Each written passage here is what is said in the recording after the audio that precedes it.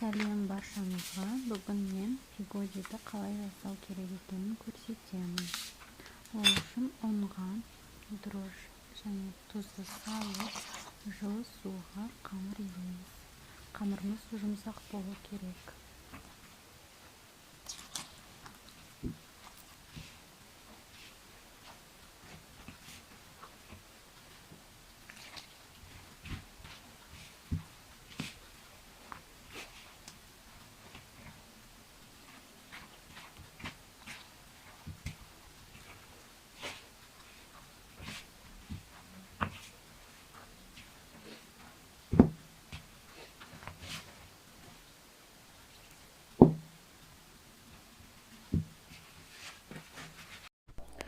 Осылай жұмсақ қылып илеп, үстіне майды жағып, екі жағына сонымен 40 минутқа қойып қоямыз. Жылы жерге қамырымыз көтеріледі.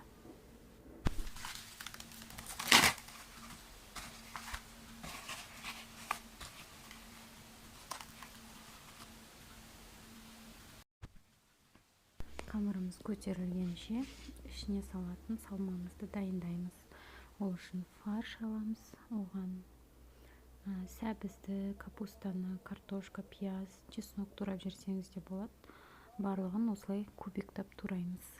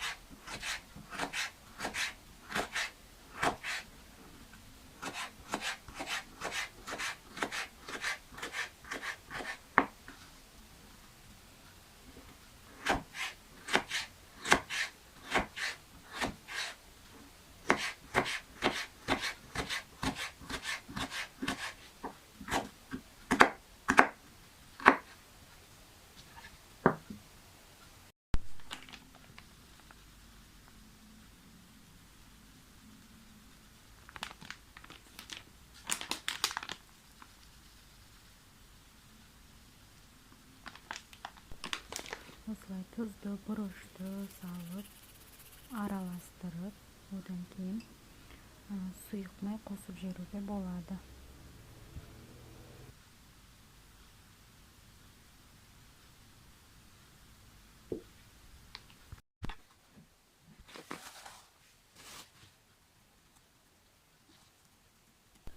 Міне біздің қамыр да дайын болды, жұп-жұмсақ. Оны бөліп, домалақ бөліп аламыз да пакетке саламыз. Одан кейін біртіндеп алып, жайып, әдемілеп түйеміз.